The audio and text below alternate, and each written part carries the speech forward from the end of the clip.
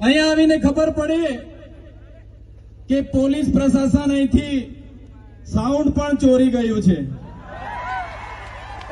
ત્યારે પ્રશાસનને પણ કહેવા માંગીએ છીએ, તમે માયક અને સાઉન્ડ ચોરી જશો તો પણ અમારા આદિવાસી, દલિત, ઓબીસી માઇનોરિટીનો અવાજ તમે દબાવી નથી શકવાના। આ અવાજ સંવિધાનનો છે, આ અવાજ બાબા સાહેબનો છે, એને ક્યારે તમે દબાવી નથી શકવાના।